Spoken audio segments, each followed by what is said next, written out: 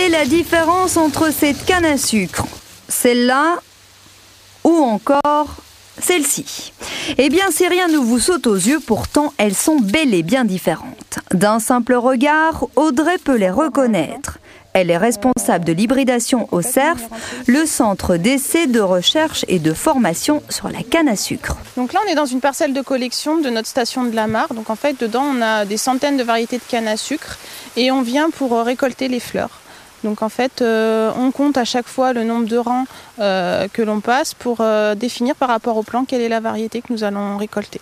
C'est pas trop difficile de s'y retrouver? Ben non, parce que si vous voulez vous retourner, derrière on a R579 qui est bien rouge, c'est notre variété un petit peu témoin, donc on la reconnaît bien sur le terrain. Donc là, si on s'est trompé en comptant le nombre de rangs, on va avoir jusqu'à R579 et puis on arrive à se repérer sur le plan. Journée donc de cueillette pour Audrey et ses collègues. Ils vont choisir différentes fleurs de canne qu'ils rapporteront au laboratoire du CERF afin de les croiser avec d'autres du sexe opposé. Vous allez souvent au champ comme ça? Pendant la période d'hybridation, là on y est au moins 3 fois par semaine pendant toute la matinée. Donc toutes les semaines on ramène entre 100 et 200 fleurs de canne à sucre. La période d'hybridation, c'est de quand à quand? Alors c'est de début mai jusqu'à début juillet.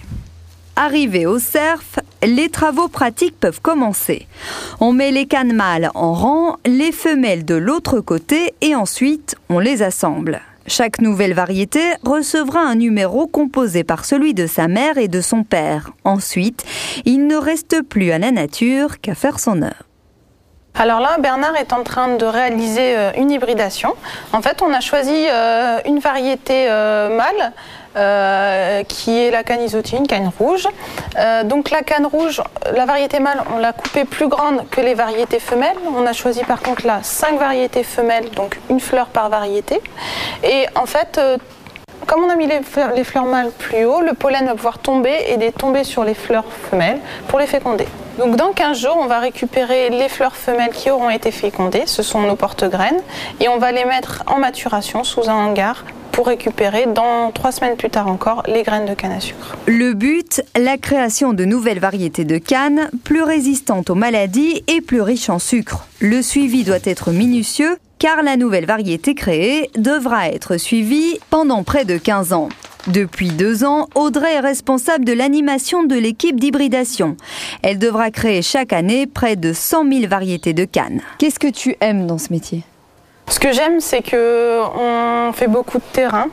On est une petite équipe, on s'entend très bien entre nous, on travaille très bien entre nous. Et puis, au sein de l'entreprise, il y a une bonne ambiance et on est tous là pour travailler. Et on a tous envie de travailler et avoir de bons résultats. Rose, est-ce que tu pourrais me semer ces graines de canne à sucre, s'il te plaît ? Les résultats, elle ne peut les obtenir que si elle fait des tests grandeur nature sur les variétés de canne qu'elle a créées. Une fois les graines matures, elles sont donc récoltées pour être plantées. Cela représente des centaines et des centaines de variétés qui seront semées pour en vérifier la qualité.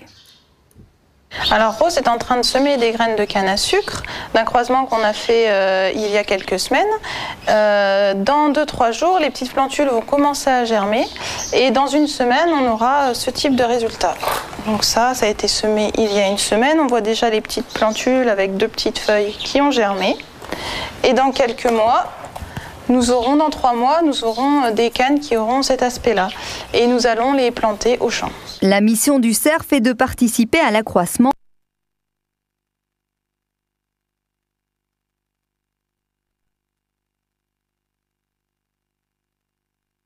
et la durabilité de la filière canne-sucre à La Réunion. Les travaux menés ont notamment permis d'augmenter la productivité et la richesse en sucre de 50% en 50 ans. Plusieurs parcelles servent de laboratoire et plusieurs millions de variétés ont déjà été créées. Des recherches extrêmement importantes pour l'avenir de la filière à La Réunion et dans le monde entier. Dans le monde, on a à peu près 30 30 centres de création variétale.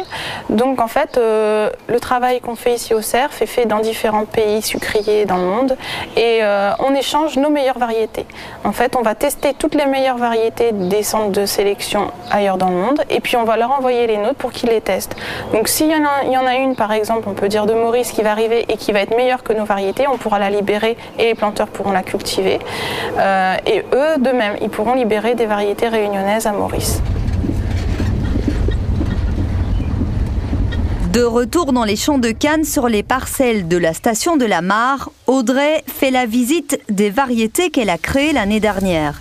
Il s'agit ici de vérifier le comportement des nouvelles espèces de canne afin de sélectionner les meilleurs individus. Alors ce qu'on fait, c'est qu'on passe, donc là c'était il y a à peu près un mois, et on va regarder chaque famille, lui attribuer une note qui reflète finalement ses caractères agronomiques, donc son talage, son diamètre, sa hauteur de tige, l'aspect du feuillage, s'il y a des maladies, pas de maladies. Et en fonction de cette note, on va définir un taux de sélection sur la famille pour savoir combien d'individus on va choisir pour passer au prochain stade de sélection. Les cannes sélectionnées seront observées pendant 15 ans. La variété qui aura le plus grand taux de sucre et la meilleure résistance aux maladies deviendra une canne de référence.